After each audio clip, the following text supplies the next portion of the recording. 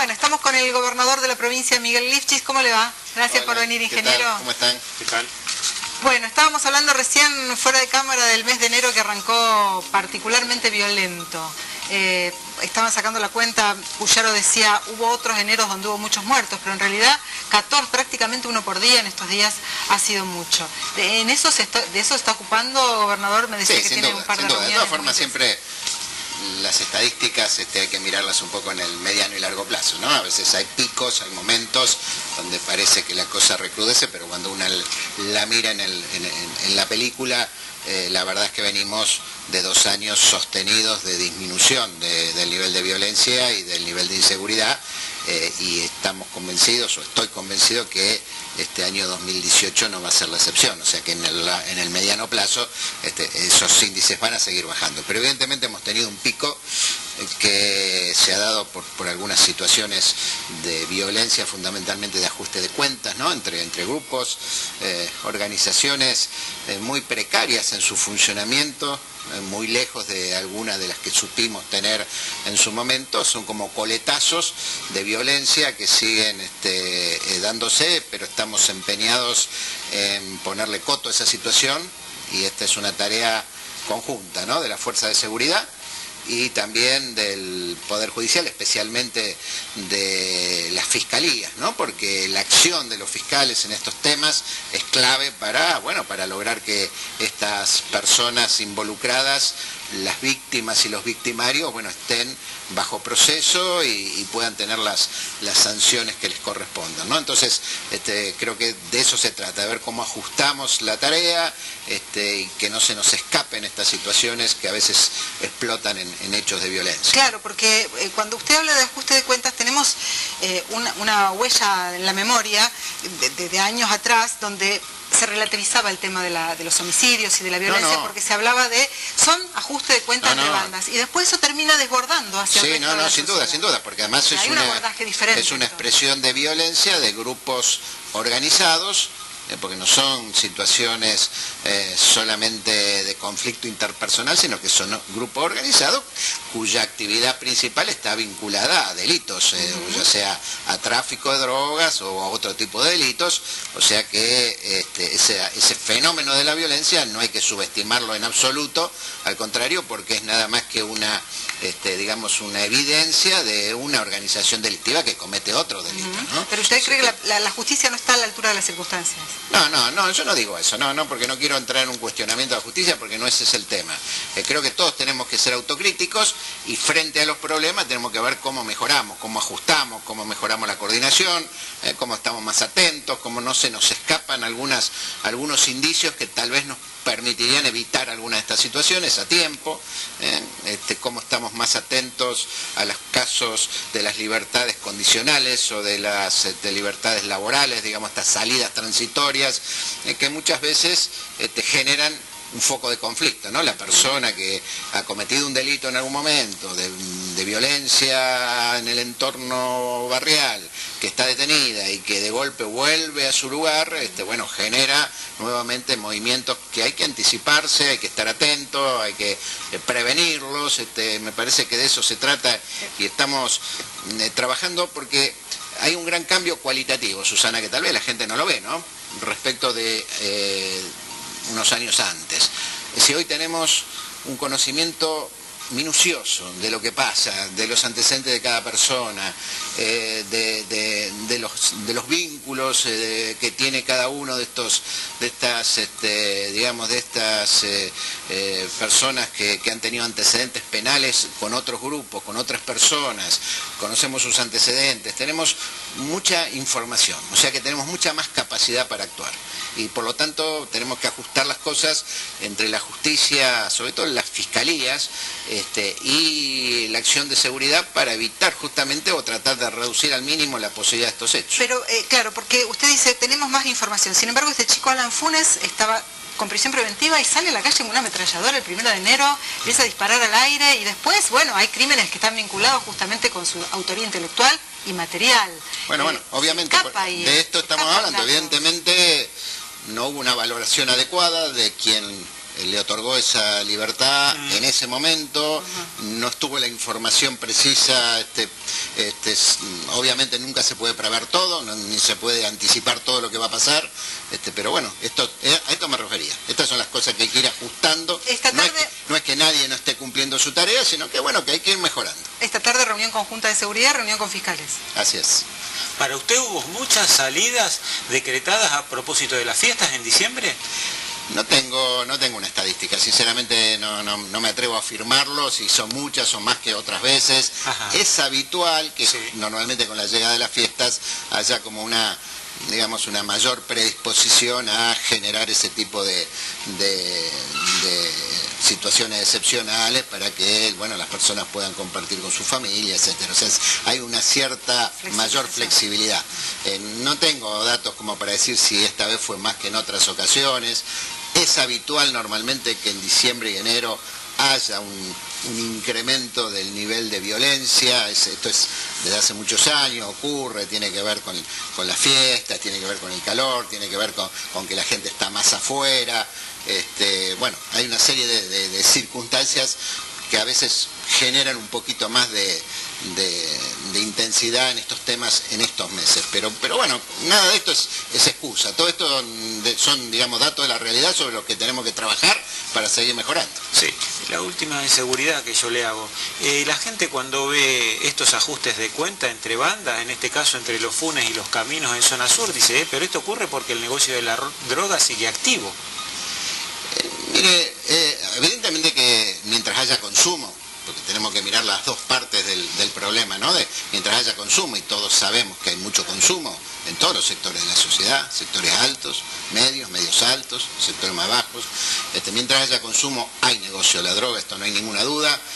En eso hay una mora clara de la justicia federal para avanzar sobre estas organizaciones en la investigación, cosa que no puede hacer la policía, no puede hacer la justicia provincial porque no tiene competencia, porque es una competencia federal. Hoy o ayer hubo un artículo en La Nación, justamente en el diario La Nación, hablando sobre el déficit de la justicia federal en Rosario, déficit de estructura, de cantidad de fiscales, de jueces. Realmente no podemos hoy pensar que en el siglo XXI tengamos la misma estructura de justicia federal que teníamos hace 40 años atrás o 30 años atrás, cuando ninguno de estos delitos existía. O sea que hoy ahí tenemos un déficit grande.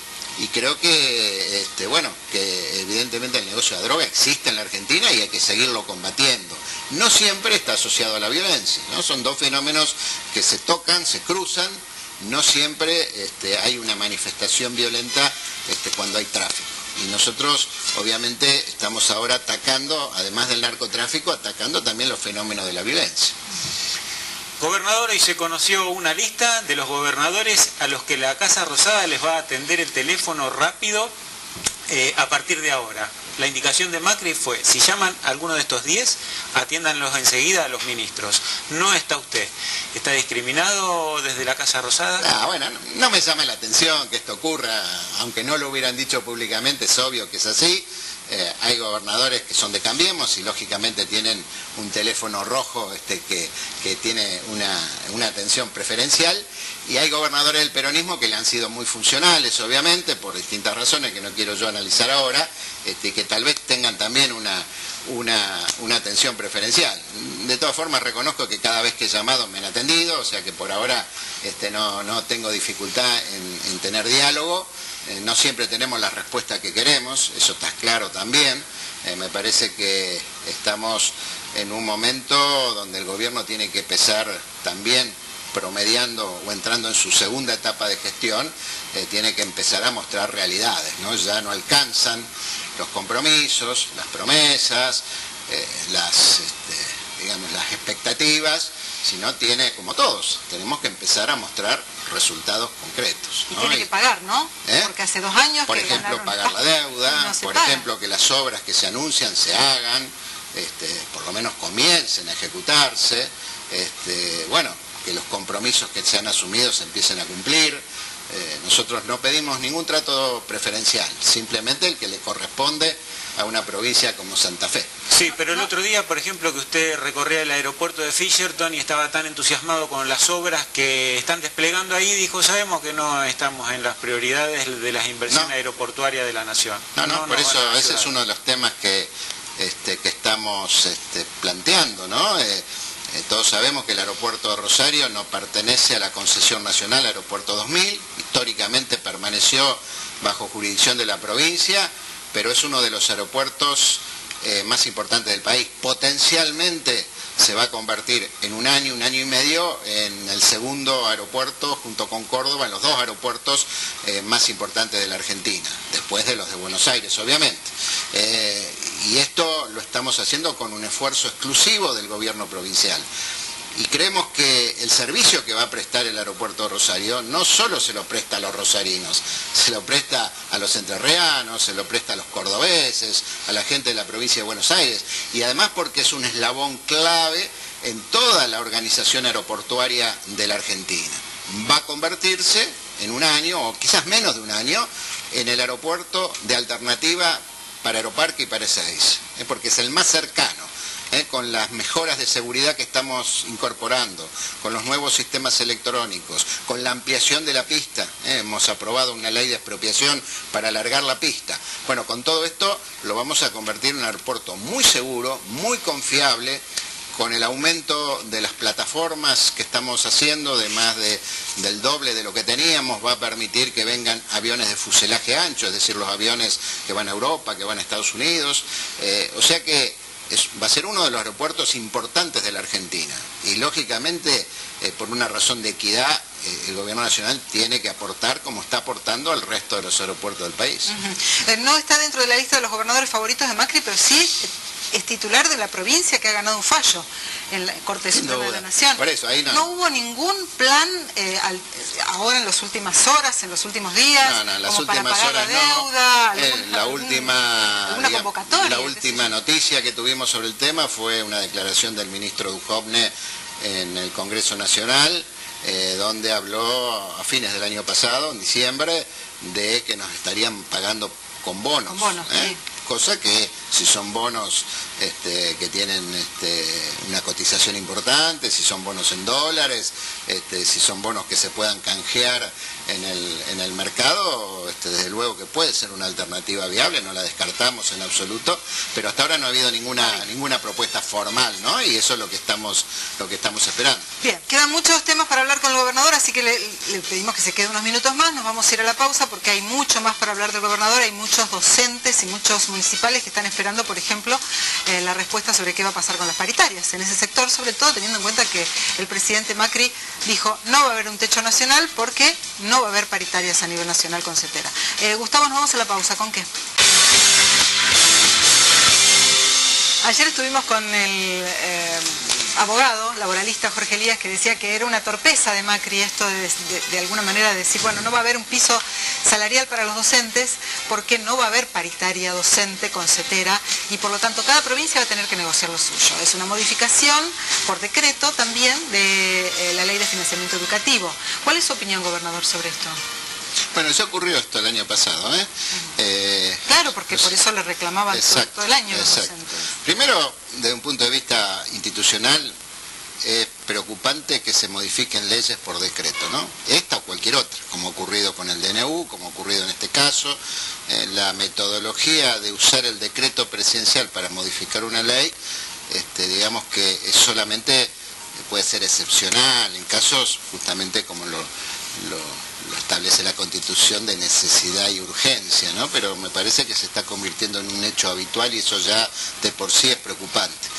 Por otro lado, creo que el tema de la paritaria docente no solamente tiene que ver con fijar salarios o fijar en todo caso un piso, porque siempre la negociación salarial quedaba en manos de las provincias, como es lógico, pero se fijaba un piso y el sentido de ese piso es justamente no tiene mucho validez para Santa Fe o para Córdoba o para Buenos Aires, pero sí era un piso para el resto de las provincias, para tratar de uniformar los salarios docentes en todo el país, porque a partir de que la educación se provincializó en la época de Menem, ustedes recuerdan, bueno, cada provincia tiene criterios distintos, situaciones distintas. Entonces la idea de la paritaria nacional era tener un piso uniforme en todo el país. Tiene lógica eso.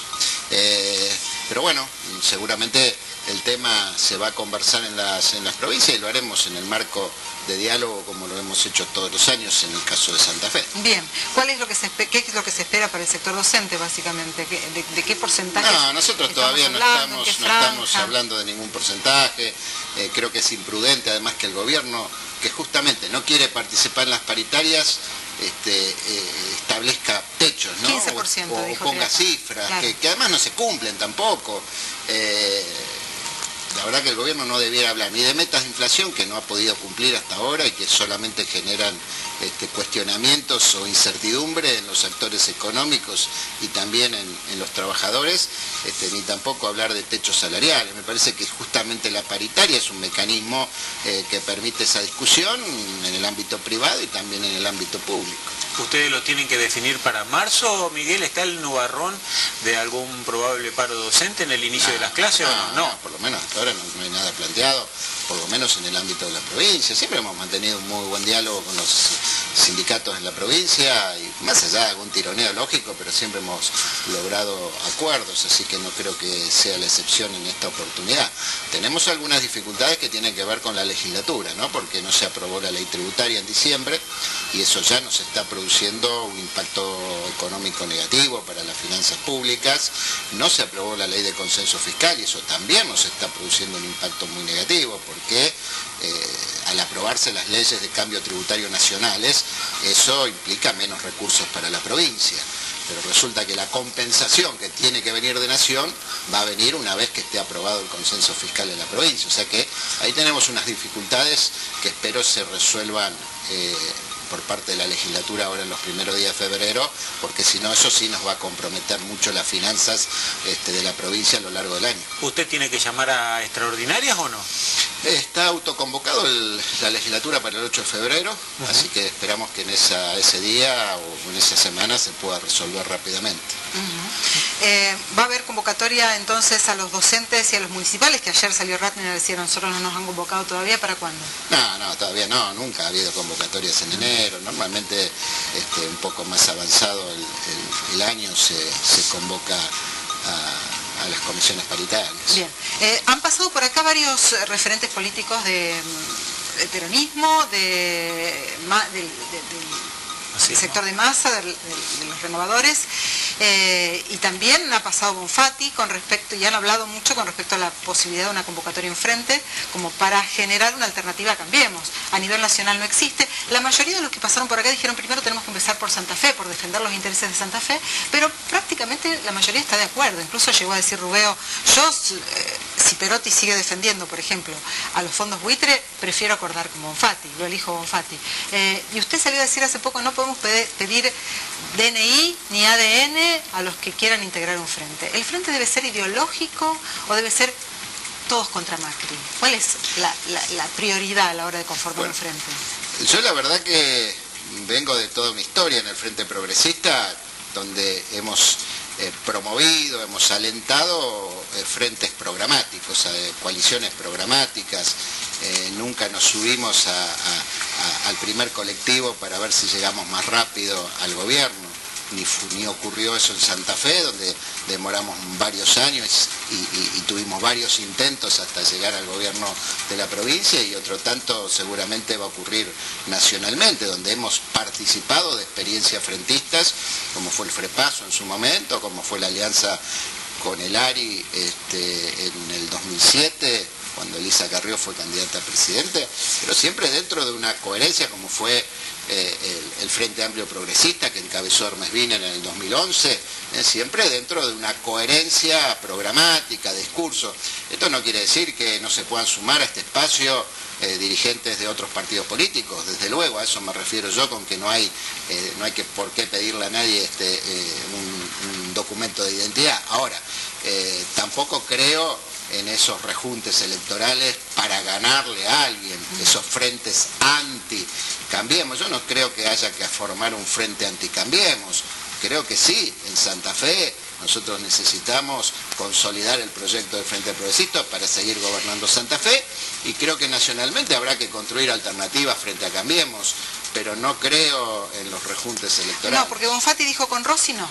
Y Esteves dijo, los que nos tildan de narcosocialistas ahora quieren formar un frente. Sí. Y Perotti salió a decir, bueno, el socialismo está tirando bombas de humo porque no sabe cómo resolver los problemas. No, creo que, creo que con matices, después, obviamente, a veces el propio periodista le da su interpretación al tema. Creo que con matices estamos coincidiendo todos, con Bonfatti, con todos los dirigentes, con Esteves, en la necesidad de no quedarnos encerrados en la estructura tradicional del Frente Progresista. Bueno, pero ¿usted aceptaría sentarse con los kirchneristas, por ejemplo? Yo creo que no. Creo que no. Si usted me dice el kirchnerismo como expresión política, Susana, como organización política, de ninguna manera, porque nosotros hemos sido opositores durante los últimos 12 años, hemos marcado diferencias, hemos tenido confrontaciones duras, incluso en muchísimos temas, y particularmente aquí en la provincia de Santa Fe. Creo que eso no es viable, ni tampoco creo que el kirchnerismo tenga ningún interés en hacer alianzas con nosotros. Creo que nosotros tenemos que pensar en fortalecer un proyecto propio, un proyecto alternativo, porque la gente que confía en nosotros, confía en eso, no confía en que podamos hacer alianzas hoy con este y mañana con aquel otro para ver cómo llegamos más rápido. Si no la hubiéramos hecho antes, no la vamos a hacer ahora. Creo que tenemos que consolidar un espacio de futuro.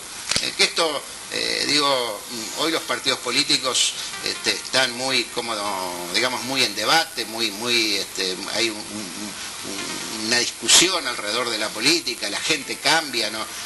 Aquel que fue kirchnerista a lo mejor hace unos años atrás, hoy ya no lo es. Aquel que apoyó a Macri hace 2 años atrás, quizás hoy ya no lo esté apoyando.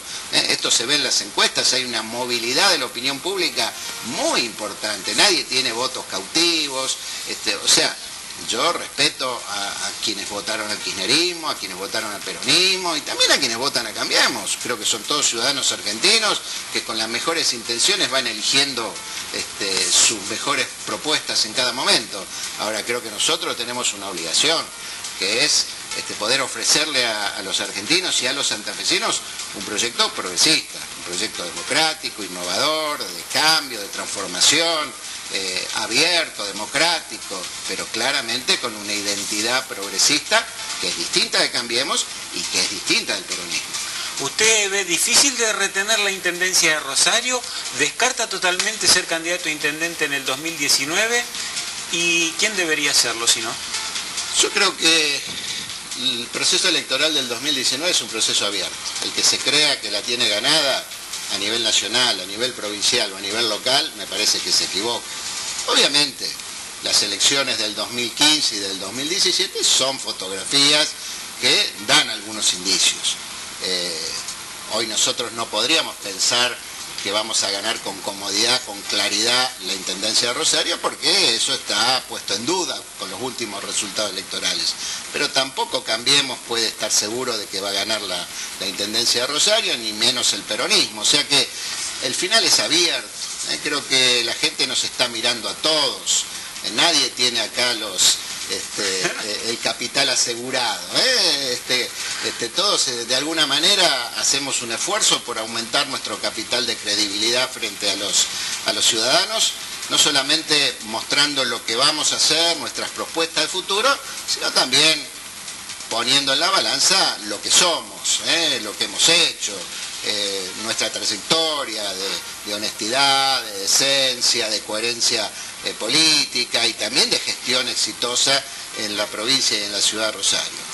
De ahí para adelante, creo que el terreno está con chances para todos, hay que jugar el partido y bueno, nosotros confiamos en que vamos a seguir contando con el apoyo de los santafesinos. Somos una opción creíble, confiable para los rosarinos y para los santafesinos. Yo vuelvo al tema del frente, perdón, porque usted arrancó hablando antes del kirchnerismo, que lo descartaba como posibilidad, y terminó diciendo no con los peronistas. Es decir, hay sectores dentro del peronismo. Le pregunto esto porque... dije no con los peronistas. Lo que yo no imagino es siendo furgón de cola del peronismo, digamos, eso de ninguna manera, porque nuestro proyecto no es el proyecto de recuperar al peronismo para la Argentina.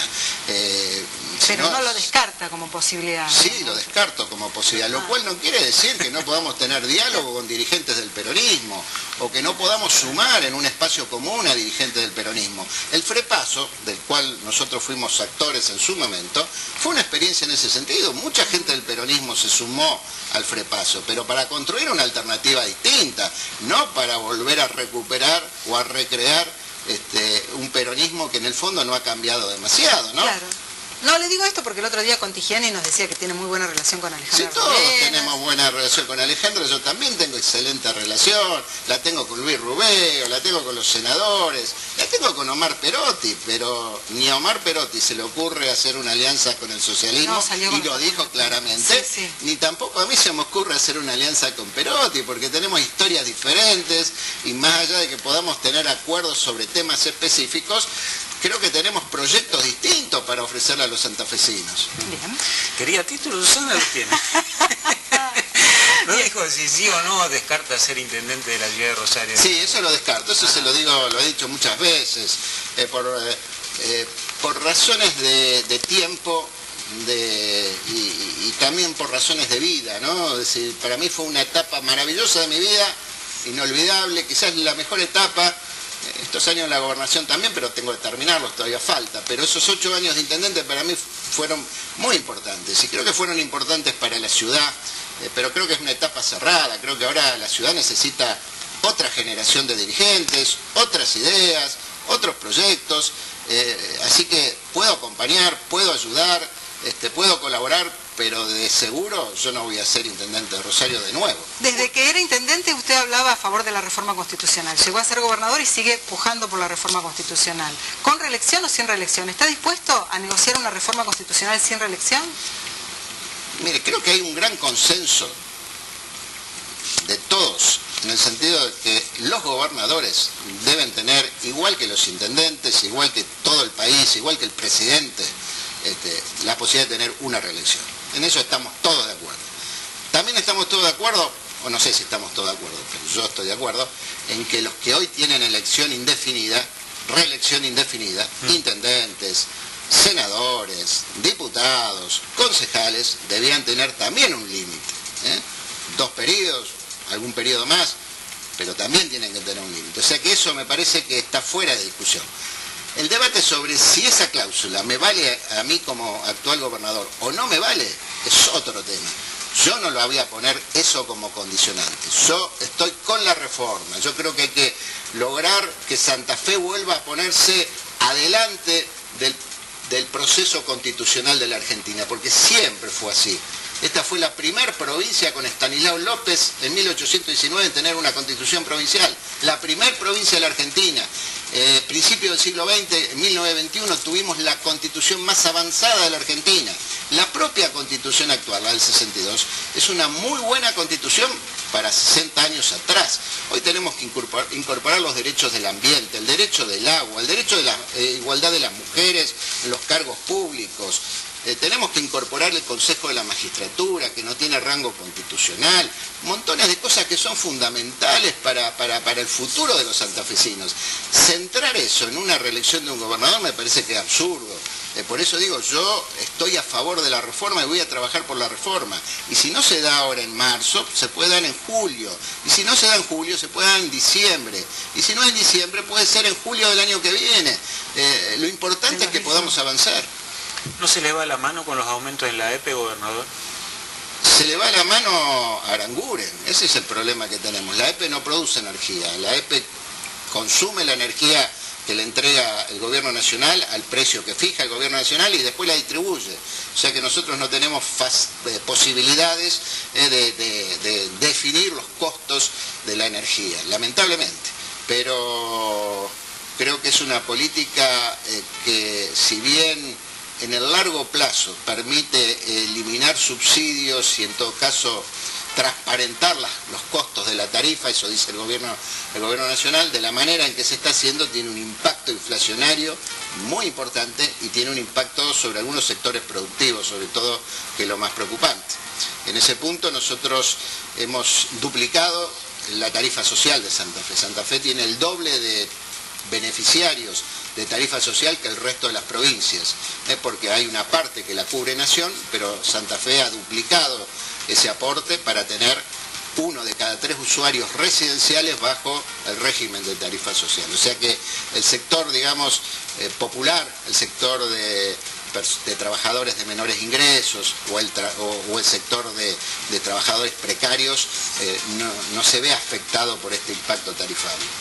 Obviamente sí lo sufre la clase media y lo sufre el sector productivo. Bonfatti estuvo acá y le preguntamos cómo es su relación con Lischig y dijo excelente, como siempre. Eso fue antes de que usted vetara 13 leyes de la legislatura, cosa que se produjo hace pocos días, y no sé cómo respondería ahora Bonfatti. ¿Cómo está su relación con él? Buena, muy buena la relación con Antonio. Tenemos un diálogo muy fluido. Estuvimos juntos ahora en Cosquín, en el campamento de los jóvenes, como todos los años. De las leyes que se vetaron, la mayoría eran de distintos legisladores. Fueron 13 leyes sobre más de 60 leyes, o sea que casi 50 fueron aceptadas por el gobierno. La mayoría de esos vetos son parciales, son algún artículo, algún aspecto de la ley, así que no creo que eso sea una interferencia ni en la relación personal con Antonio, ni en la relación con la legislatura. Gracias por venir, A ustedes, muy amables. Muy generoso. Gustavo